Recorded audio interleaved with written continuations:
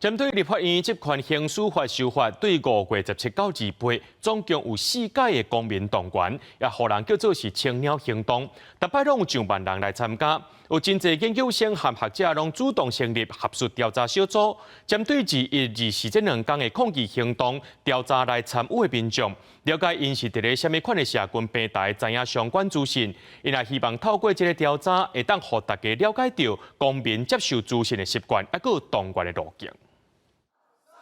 最近真有争议的立法院这款刑事法修法第2三读通过，前后计共有4届大型的抗议行动，有20多个来自无共大学的研究生甲学术工作者主动成立学术调查小组，针对5月21、242天的抗议行动，抽样调查青鸟行动208位参与者，因是对倒位了解社运的资讯，发现15至24岁之间的少年家和10年前日头花学运比起来，以 IG 也有 Threads 为主，大约占7成，也那35至44岁民众也是以面册为主。即马15岁到差不多24岁，就是讲即马有在读册的这群人啊。阮比较的就是讲10年前学生啊，就即马已经25岁到34岁，过来就是搁加5年岁这个人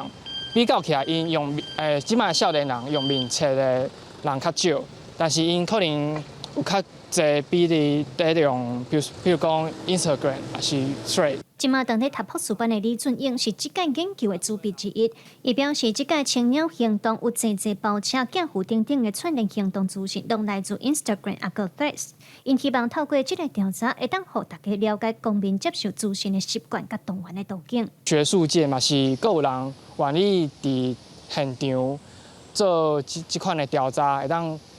互大家知影讲现场的一寡。 来参加这届运动的面貌是安怎？另外，这届叫做青鸟行动，嘛是因为伫面册若是写青岛东路，通看到资讯的人都会减少，所以侪人拢会改写做青鸟。长期在做社会观察的学者刘电工表示，虽然研究的样本也无够侪，不过伊对这个研究表示肯定。伊指出，社会要做公民动员，管道是愈多元愈好，嘛当避免亲像面册主动资讯流通的情形发生。运动的组织者可以努力的让你的讯息来源更多元化。 因为当它有一个主要来源的时候，当它一有一些政策调整或者降触及类似这些动作的时候，那运动的讯息传播就被卡住了。所以大家可以活用各式各样新的这种